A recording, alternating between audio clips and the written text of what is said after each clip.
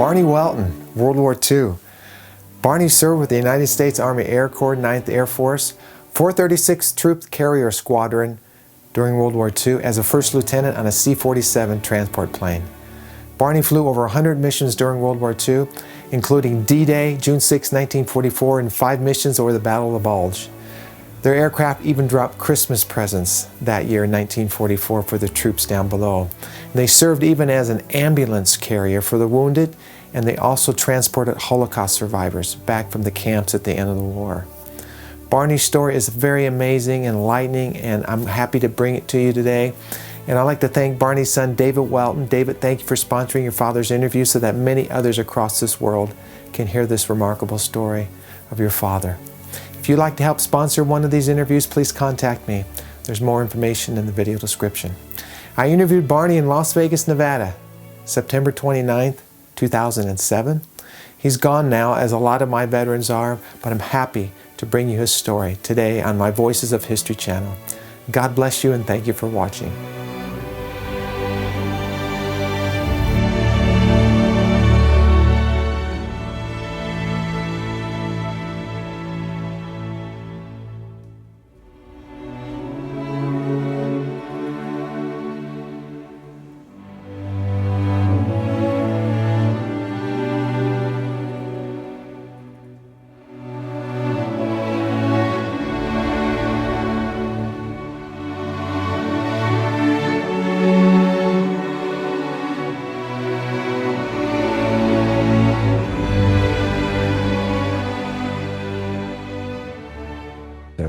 What group were you with again?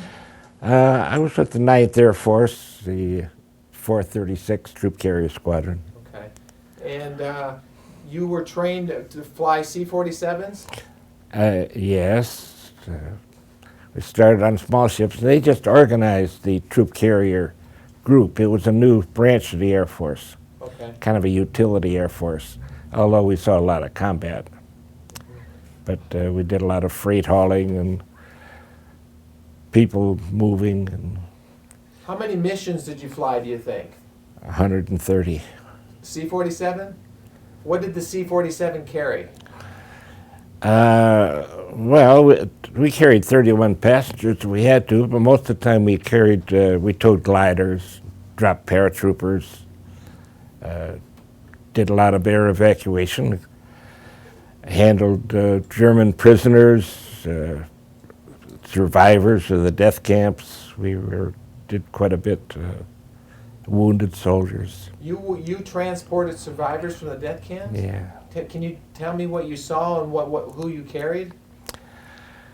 Well, we took them, some of those that were still mobile, we carried them to the hospitals from Germany into Paris and London. And they were in pathetic shape. The nurses are usually rather stoic. They cried when they saw the survivors. They were so frail and always cold and shivering, very pathetic. I'm Jewish myself, so I had a special affinity towards them. It was quite a moment. But we also carried German generals, arrogant, all in their splendid uniforms, looking down, stuttering at their superiority of us. We had quite a variety of passengers, a lot of soldiers, a lot of shell-shocked soldiers, a lot of wounded, pathetic soldiers. And did you have any interaction with them, or was it just the things that you saw? Oh, we conversed with all of them. We were. The airplane almost sometimes worked as an ambulance carrier with prisoners and wounded soldiers. Although the primary thrust was combat, where we carried paratroopers, fierce, tough guys. Yeah. And towed gliders. That was really a project to take the gliders over the war zone and cut them loose, and they'd go down into the battle. It was very exciting for us. And in D-Day it was very exciting. We flew at night and they were shooting at us, and a lot of the planes went down, a lot of the guys were dropped into a. When we dropped the paratroopers on D-Day, there was a land fight going on, and there'd be in two different groups. There'd be these shooting at each other with tracers. We could see it. We'd fly over, and they'd both shoot at us. It was quite a sight. And then as we left the zone, we flew over the Navy, and they shot at us too. And put several holes in our ships, by the way. Quite unusual.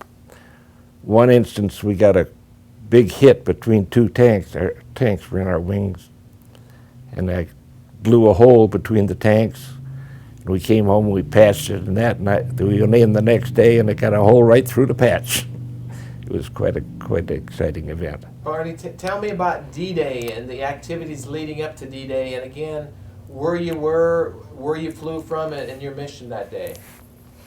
Well, we took off about 1 o'clock in the morning, and we went. There was 1,000 ships, and we flew a course across central England, then over a Navy boat that had a signal, and then to France. And we crossed over France, and as I said, they were shooting at us, and it was quite exciting. The planes were talking, yelling at each other. You got hit, watch out for enemy aircraft. And then when we left the battle zone, we flew back over the channel, and that's when the Navy shot at us too.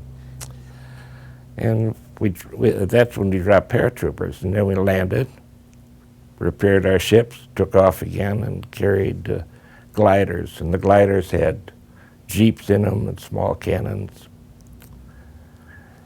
and like that. What was the purpose of the glider? The gliders carried the heavy stuff. They carried small cannons, and also carried personnel. They carried supplies for the ground troops.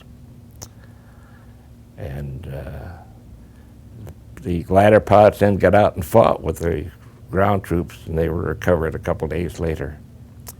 They had really an exciting time. We came right back, and we had our shot of whiskey and went to sleep, but the glider pods stayed there and fought.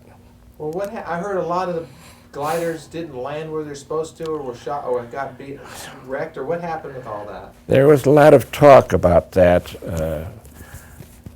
When we came in the night before, we had dropped Pathfinders. There was a group of real tough paratroopers that laid out zones with colored panels and flares, and we dropped over. That was our drop zone.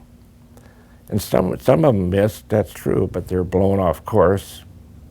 Some of the markings were wrong, but most of them made it. Some of them didn't, so there was a lot of talk about that, but by far the majority did make it safely. Now, when you said you were being shot at on D-Day, you took off from where, and where did you fly to? Well, we took off from England, from a place midway between London and Liverpool, and then we took a course. At that point, the channel was 100 miles wide, and we flew across the channel, then crossed over into England. We dropped 30 miles south of the beach. We dropped inland, Omaha and Juneau, and but they were on the coast. But we dropped 30 miles inland, a little town called St. Mary-Glise, and. Let go of that cord there. You're making. I can hear that. Okay, there you go. You're Sorry. fine. Okay. So St. Mary-Glise is where your drop zone was. Yeah. Okay. And. It was dark. Oh yeah. Cloud cover. Yes, it was stormy, and we broke through the clouds to drop our troops. We dropped about 800 feet, And Who were you carrying? Which troops were you carrying? the 82nd Airborne. And were these guys nervous, scared? Yeah, they were tough as nails. So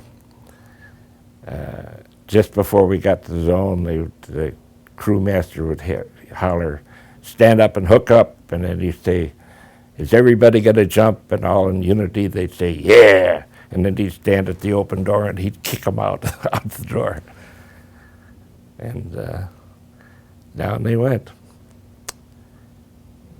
That would have been a scary moment, I think. I mean, jumping into the night. It was scary for us too, but the excitement of the moment kind of overcame the fear. You were too, the adrenaline was running. You were ready to go, and we weren't really scared. When we came back, we realized what we'd been through, but during the excitement of the moment, it was kind of like thrilling. It was like an adventure. And you're how old at that time? 22. 22. Barney, do you think young men feel invincible in combat, like nothing can happen to them? That's a good term. Yes, we. Although other people would get hurt, we never figured it'd be us. We felt immortal, and we'd come back the next day and say, "I knew it. I knew we'd be all right." And when we did lose a guy, it was kind of tragic, but we never felt it personally. We were always anxious to go. Were you ever shot down?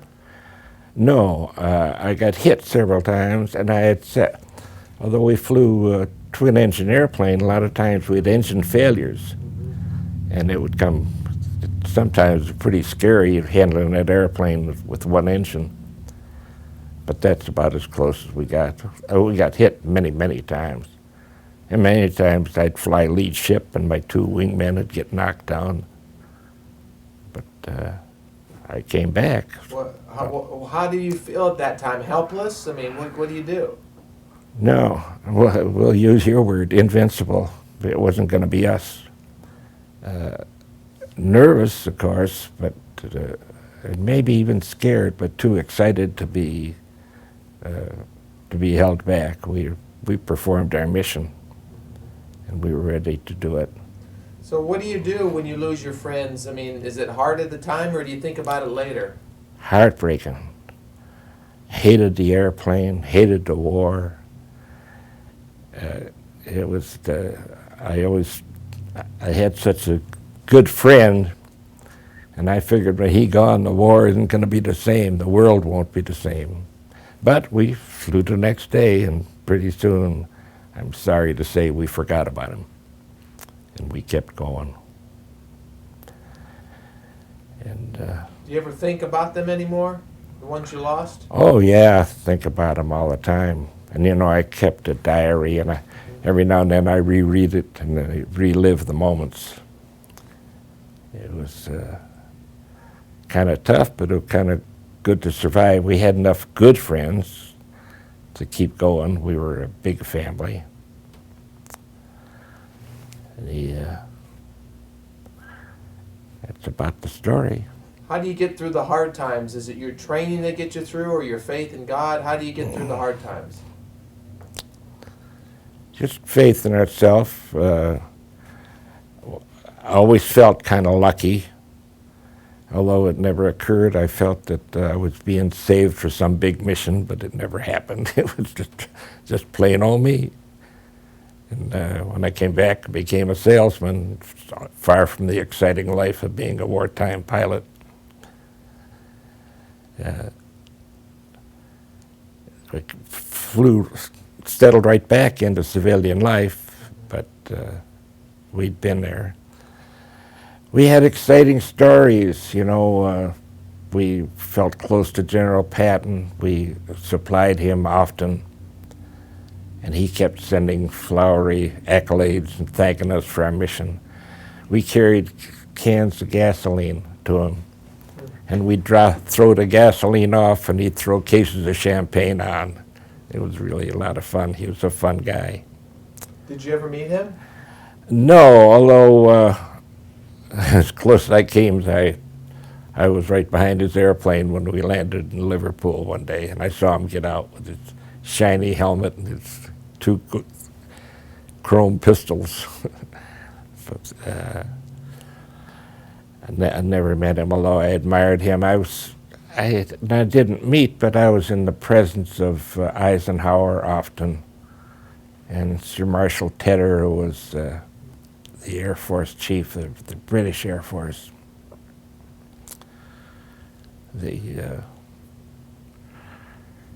I can't think of what else that might be interesting to you. How fast did the C-47 fly? We flew low and slow, about 150 miles an hour, and we often had a fighter escort, and they would fly in and out and around us, fly with us and dive at us. How much speed does an aircraft need to take off? We are supposed to take off around 90, but in some cases we take off as low as 65. That's when there'd be a short field where we'd have to land or take off. When we followed Patton, he would lay down a series of steel mats, and we'd land, and there'd only be about 500 feet, and we'd have to land very steeply and take off as steeply as we could. Often we would land, and they'd be shooting at us, and we would drop our load, take off, turn around, and take off in the same direction we landed. We kind of defied the laws of aviation. Yeah. How about today, the commercial jets? I'm just curious, how fast do they take off at? Do you know? Oh, they take off at our cruising speed. They take off 150 miles an hour. Can I ask you, as a pilot, what happens to the aircraft that makes it go up in the air? Is it the tail section? No, it's the wings that did it. The shape of the wings that make it take off. But I mean, do you at the moment that you take off, what are you doing in the cockpit?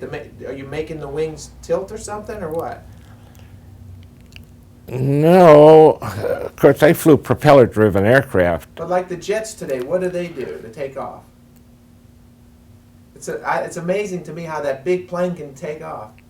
Yeah. I mean, I don't ever see the wing tilt or nothing. No, C-130s do, but our airplanes were fixed aircraft, Yeah. and it was the design of the wings. They studied birds to learn how the wing was designed, Yeah. and that's the way we'd take off. Always a thrill of flight. I just loved taking off with it, where you'd start pouring the power to it, and the plane would go faster and faster, and then lighter and lighter, and all of a sudden you're airborne and go shooting up for the sky. So tell me what it feels like when the Germans are shooting at you, and what are they firing at you? 88s, or what are they shooting? Yes, 88s, but a lot of times we flew so low they shoot at us with small calibers, 50 calibers, and any aircraft, they wouldn't shoot at us. They would shoot in our direction, and they'd set up what we called a box. There'd be an area where all the firing was concentrated, and you'd fly through that area, and you'd smell gun smoke, and the ship would rock by the concussion, and the fragments of steel would hit the airplane. It was quite an exciting moment to fly through a box of flak. But we got through it. A lot of holes in the airplane, but you know, they got to hit it at a certain spot before the airplane will go down. Just like they got to, you know, we felt if they were shooting at us, they had to hit us at a vital spot, and that was a pretty small target. Do you ever miss those days? Missed the excitement, the camaraderie. Yeah. Tell me about the camaraderie. Well, I don't know. We were like brothers. I come from a big family, but we were like brothers, very close pals.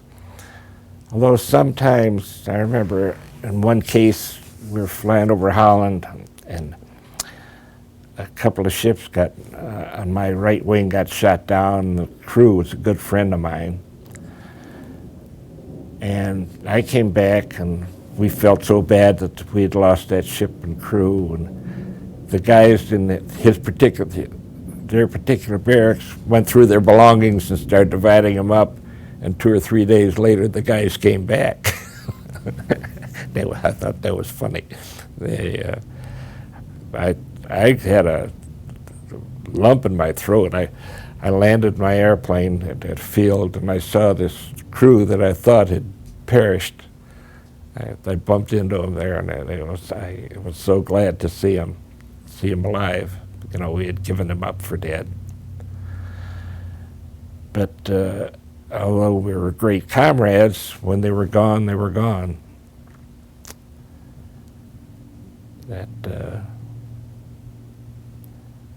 I can't add much to that, I don't think. Tell me about D-Day, how important D-Day was at that time. Everything was D-Day. All our 9 months training was for the D-Day invasion. By far the most exciting day of my life. The briefings, the blessings, the operational procedures, the massive armada of airplanes. And we felt it was very successful. A lot of the planes were lost, a lot of the ground troops were lost, but D-Day was such a thrill because everything was built up to that day, and we made it. I remember before we were talking tough, we'd say, we're going to jump that channel and we're going to bite Hitler in the ass. But when it came to the time of the mission, we were kind of scared and concentrating on what we did. It was a very exciting event. And on D-Day, when they finally invaded the coast, the troops started rolling, and they just kept rolling, and they rolled all the way to Berlin. But D-Day was the start of it all. It was by far the most exciting. There was the setback at Bastogne, where it stalled for a while, but then we continued on and finally got to Berlin. You talk about the Battle of the Bulge? Yeah. Were you around that or involved in that? Very, very much so. We flew 5 missions to support the troops in the Battle of the Bulge. It was over Christmas. And I remember we dropped Christmas presents to them. We dropped, they were short of ammunition. Our ships were carrying black powder charges. We had para-racks strapped to the bottom of the airplane that dropped munitions that they were short of. A 30 caliber would have blown that airplane up because it was just raw dynamite in those para-racks. And to us, Bastogne was very interesting because it was wintertime and snow covered the ground, and we flew low and slow. Patton had already penetrated into Germany, and the troops were trapped at Bastogne. He reversed course and came back. And we were very carefully briefed because we could see by the tracks in the snow what progress he was making, and he finally made it to the Ardennes forest and to Bastogne, and that turned the tide, and they defeated the Germans, and the war proceeded as normal. Yeah, Bastogne is very, very interesting.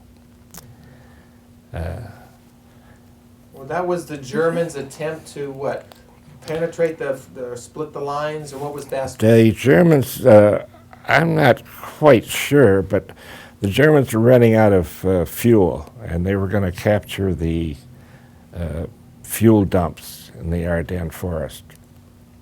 They didn't quite make it, but they had a massive force. It was their last big thrust, and it was kind of scary because they surprised us with their power.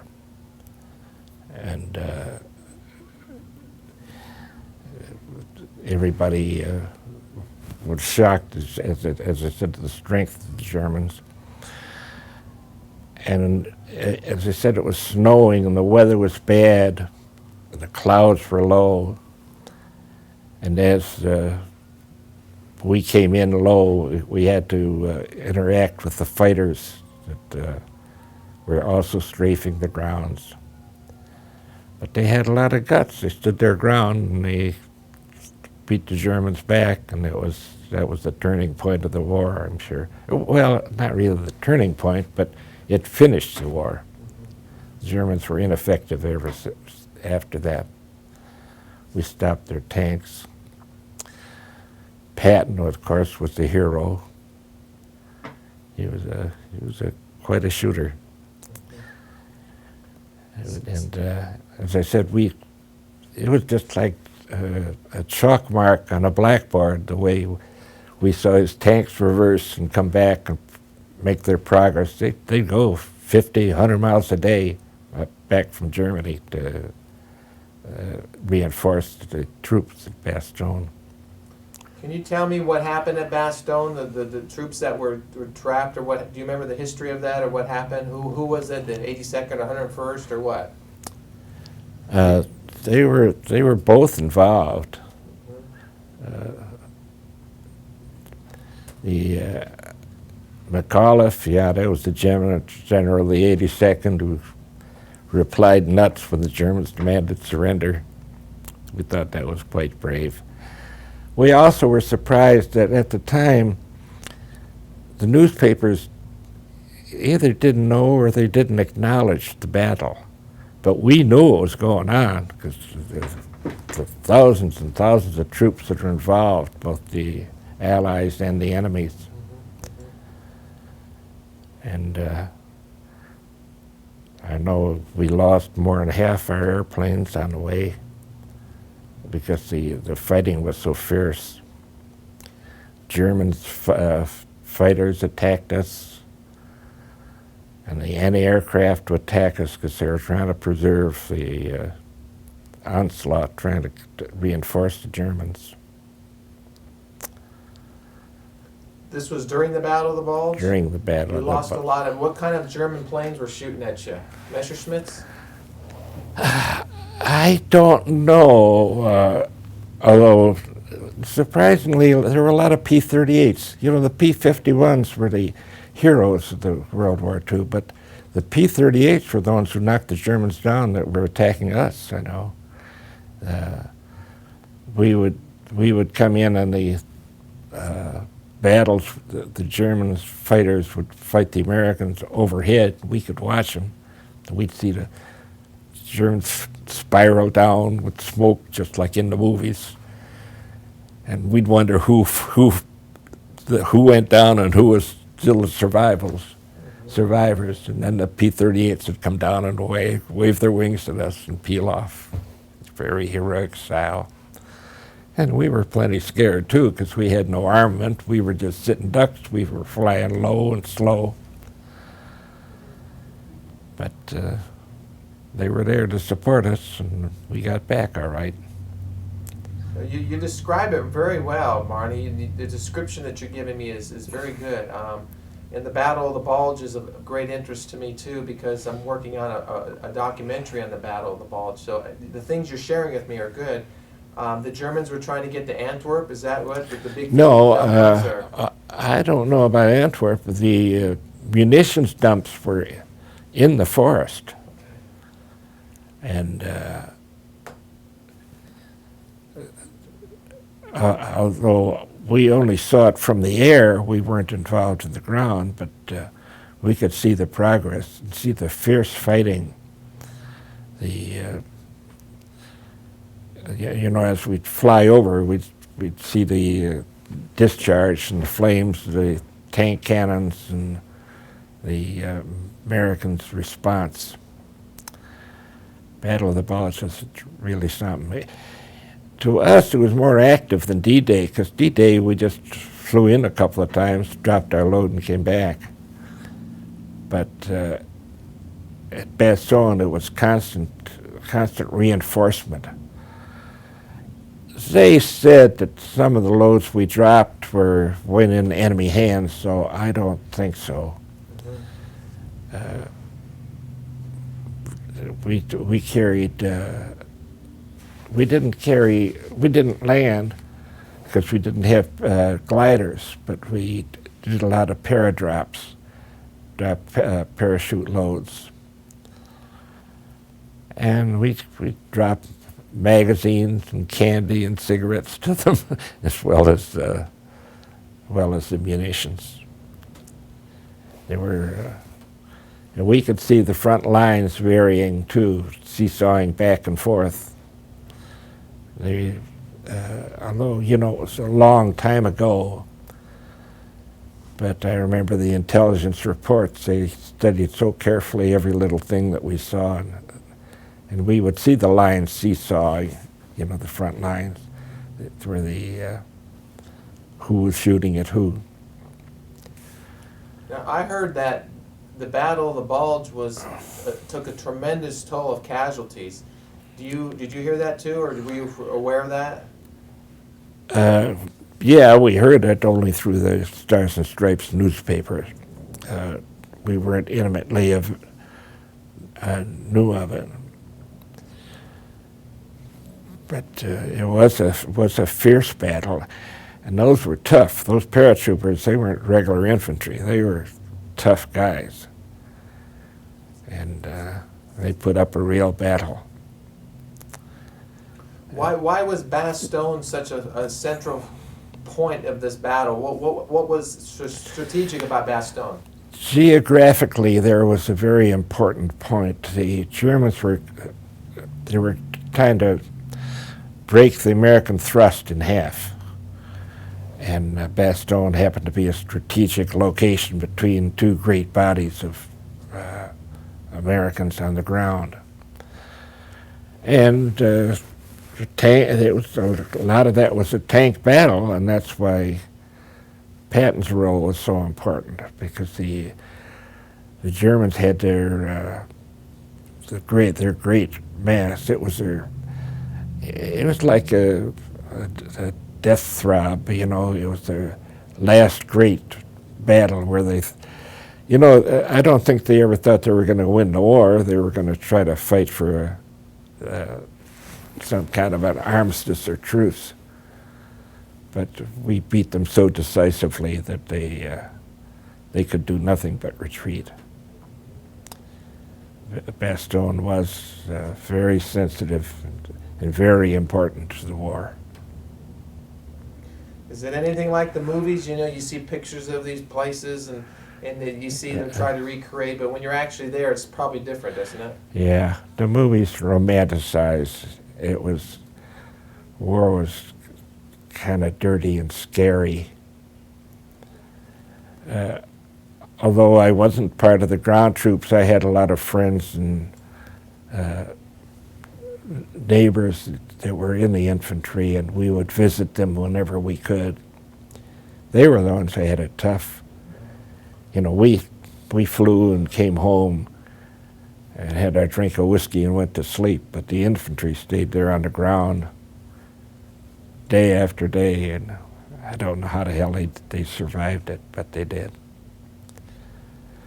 Yeah, nothing was like the Air Force. Although we were shot at and endangered and glamorized, it was the ground troops that really took the beating. We really had it. We were swaggering, and we had our drinks every night, and we would, you know, we'd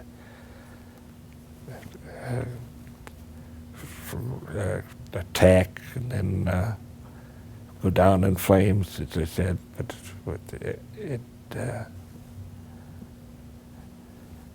it was kind of exciting. Now, what was your rank at this time? I was a first lieutenant. You're a flight commander or aircraft commander? I was an aircraft commander, yeah. And were you with the Air Corps, the Air Force, or what was? We started out as the Air Corps, but it changed into its own force, into the Air Force itself, and then we were independent of the Army. And there were several Air Forces. We were the 9th Air Force. The 9th was a tactical Air Force. The 8th was a strategic, long-range planning. we did kind of like the odd jobs. We spearheaded all the invasions. Always was, we'd bring the paratroopers in, and then we'd follow it up with gliders that carried supplies and men. The gliders sometimes would even carry a small jeep, but they would carry small cannons. Tell me again about the C-47, the type of aircraft, engines, and then the crew on the C-47. Well, C-47, you know, was originally a transport plane,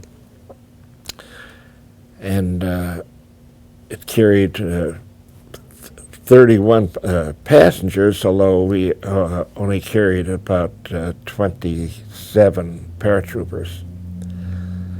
We flew at 150. We take off, as you said, around 80, 85. Cruising speed was about 150. We could do a lot of tricks with the airplane. We would take short field landings, short field takeoffs, took special technique. They tried for a while towing 2 gliders, but they just settled on a single one. And a lot of times when we'd go into battle, our planes would be loaded, and so would the gliders. And the gliders carried both troops and supplies. What about the crew? How many who's the crew on the board? Well, there's a pilot, co-pilot, navigator, radio operator, and crew chief. That was about it. And you're all up front? No, there's only 2 people rode up. Well, 2 people right up front. The radio operator was in a desk 6 or 8 feet behind the 2 pilots, and the crew chief and the navigator, right back navigator, looked through a little dome we had on the top of the airplane. You had no machine guns, no bombs? No, we were unarmed. They did in Korea and Vietnam, but we didn't. So when you're flying on a mission, how many are flying, and then do you have fighter cover all the time? No, we seldom had fighter covers. We'd have on the major assaults. Most of the time we'd go in formations, 15, 20 aircraft at a time. Although in invasion at Normandy there was 1,000 airplanes. But in missions like resupply, there would be maybe 50 or 100 airplanes. They'd all fly VFVs. Do you remember the actual takeoff on D-Day? I mean, is it still fresh in your mind, or are you just kind of a blur? I mean, do you actually remember that particular mission? Very well. Yeah, I remember the excitement. This is it. You know, that feeling. We took, although the Army does it or the military does it very well. We had a lot of practice runs. We would take off in large formations and fly almost all the way to France and then turn around and come back. And we would do it at nighttime, and then we'd do it again in daytime. So when D-Day came, it was kind of routine, except there was that special feeling of actually crossing onto the continent of Europe, and then, of course, getting shot at. That was the first time we were shot at. What were your thoughts about Hitler and what he was trying to do during the war and at the end of the war?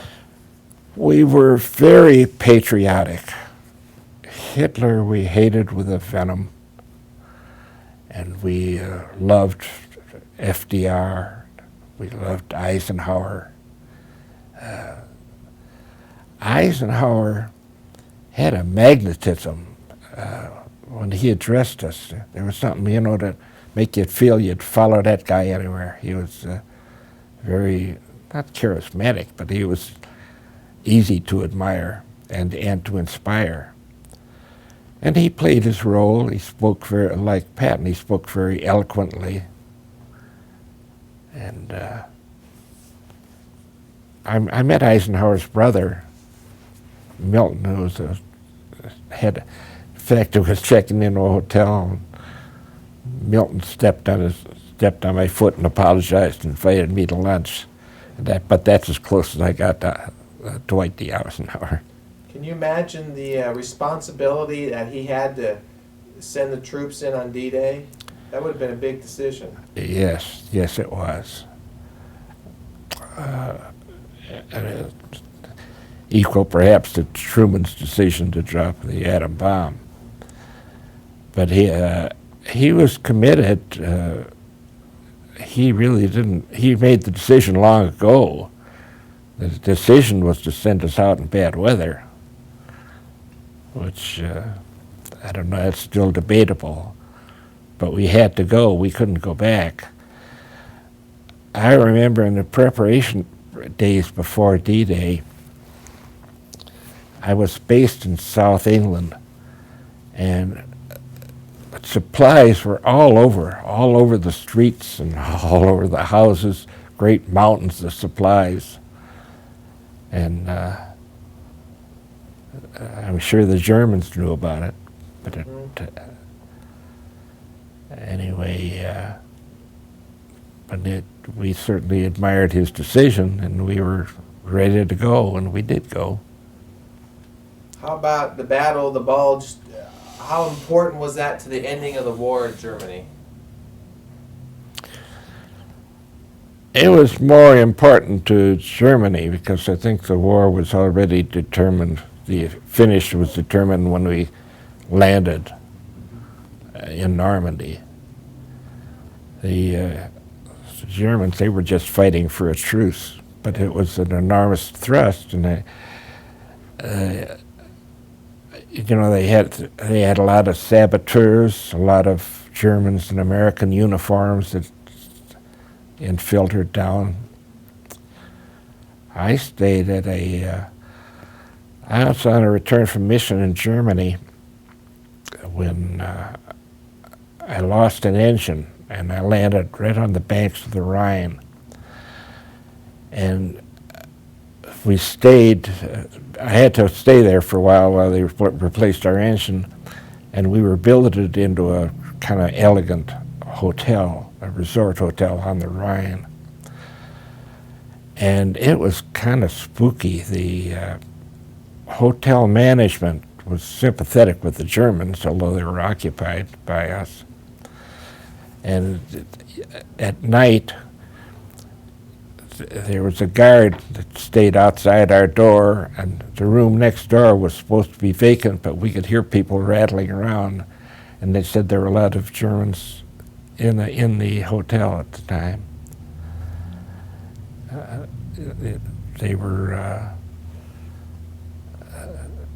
a lot of them in American uniforms. I don't know how the hell they were expected to get away with it, but they did. Barney, do you think our country's forgetting about what happened in World War II? Absolutely. In World War II, there was such a concentration of effort everywhere you went, both civilians and the military. We were also concentrating on the dedication to the war effort. And now, although we were having a battle in Iraq,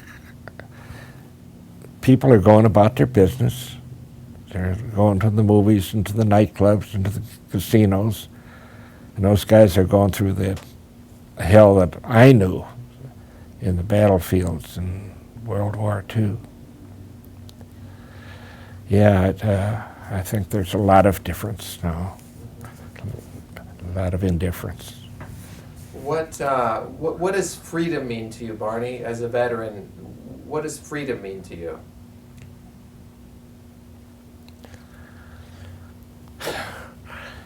That's kind of a tough question because it doesn't have the same meaning now. There's so many ethnic and diverse groups and loyalties. The idea, this Muslim theories of government and of treatment of women. Yeah, freedom isn't the same as it was. What about the price for freedom? You saw men die in combat, were wounded. What about the cost and the price for freedom? I don't think I'm wise enough to answer that question, because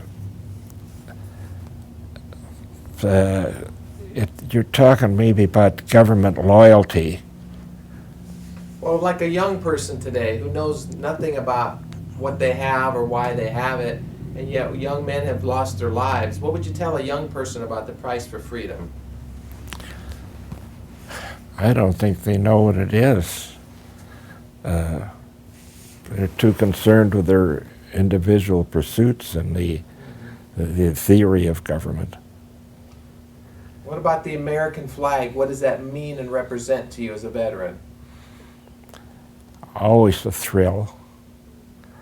I don't know if it's universal, if everybody feels the same way I do about the love for America and the love of the flag. It's you see these crazy people using flags as uniform.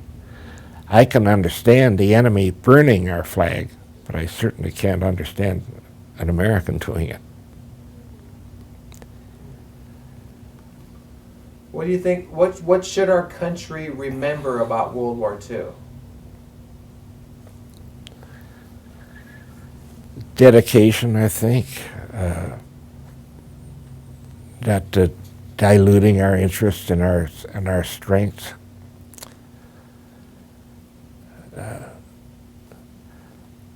World War II, they were so unified in their purpose, and people aren't that way anymore. At least I don't see it. Maybe it's more real than I realize. But as far as freedom and love of country is concerned, we felt it a lot more seriously in World War II than they do now. When you lost somebody that, you know, some of the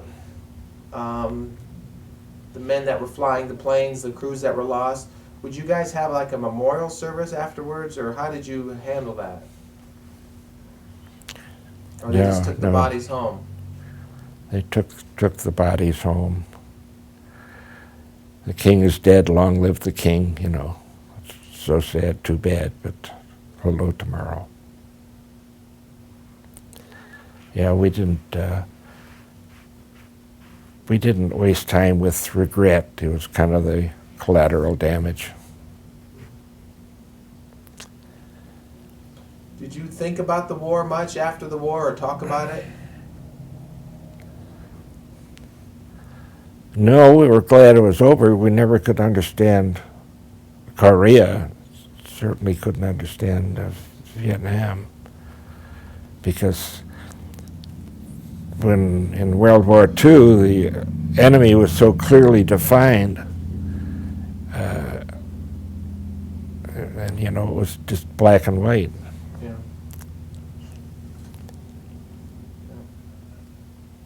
A lot different today, huh? Yeah. Oh yes. Yeah, yeah. Are you proud that you're a World War II veteran? Oh sure. Sure. I have two brothers, and one of them worked in a war factory, but the other brother was in the infantry.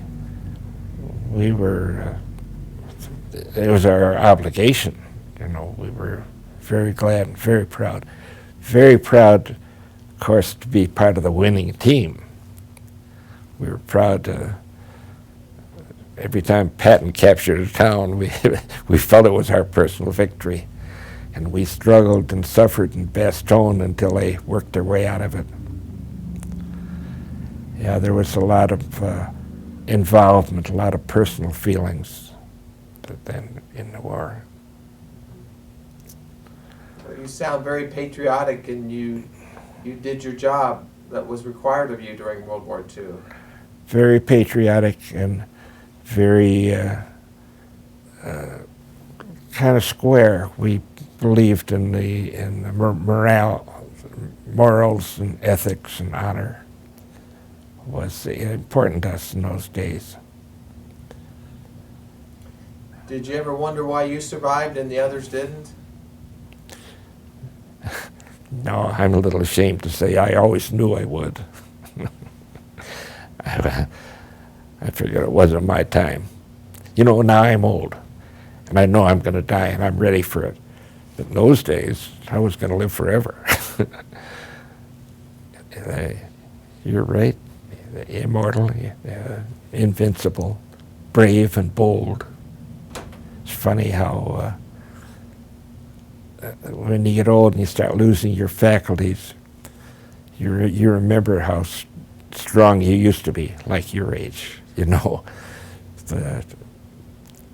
with a zest for living. I still have that. I still like good food and good music and good company.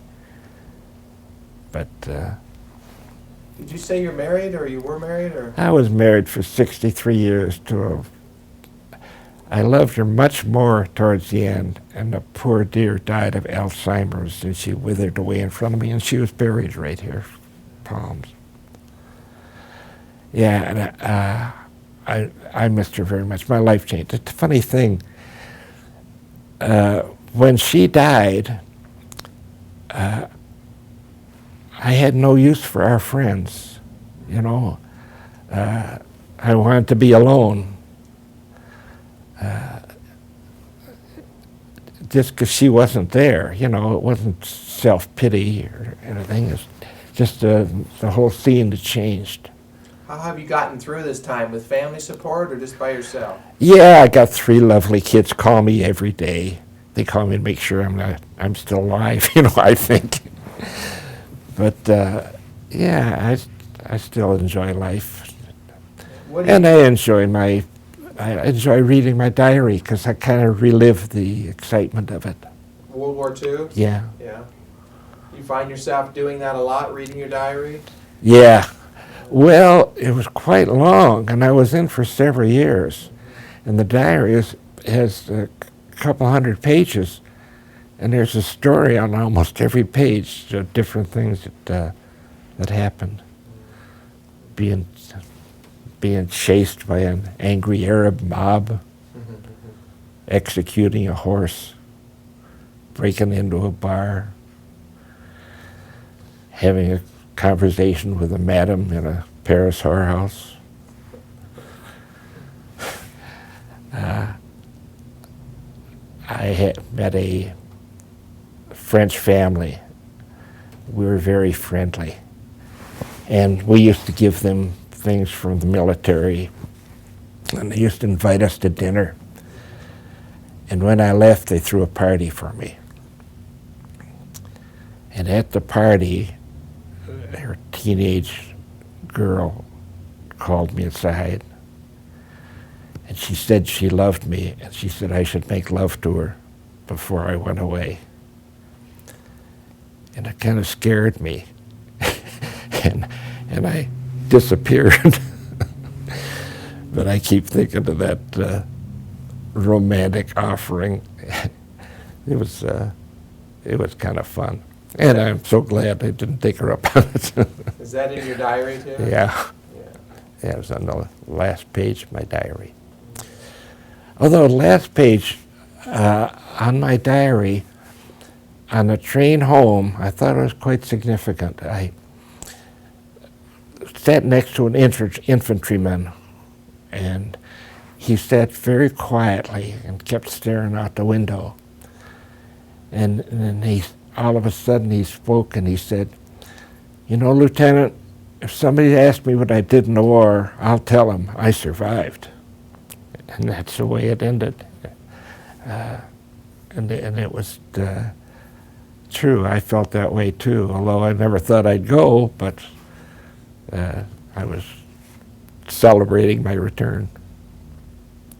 You mentioned a moment ago that you're ready for death. I mean, what are your thoughts about dying? You're not afraid? No, no. You know, so much has happened before I get in the Air Force and my life afterwards. I've had quite an exciting life. Did a lot of things, met a lot of celebrities, had a lot of different environments. So, and now I'm kind of tired, you know. I'm ready for it. I'm not afraid at all. I'm not religious. I don't necessarily believe in God. But I've had my shot at it, and goodbye. What do you want your kids to remember about you someday when you're gone? Just that I loved them and the way they loved their children. I had a great love for my kids, even more than my wife toward the end. But I feel such a warm feeling to see them love each other. You know, they're very friendly, very good pals, and they're great parents. And so, you know, I've had my song. I'm ready to go. Well, hopefully not too soon, because I want you to see this documentary. Yeah, and my son gets very angry when I tell him that. He keeps saying, "You're not going." You know, what the hell? You can't argue with the calendar. You know, I'm 88. You know how old that is? Can I ask you to do one more thing before I shut the camera off? Sure. At the end of my interviews, I always ask the veteran to give me a salute into the camera. From where you're seated, when I ask you, can you do that for me? Sure. Just give me a second here. Okay, right into the camera, Barney. Excellent.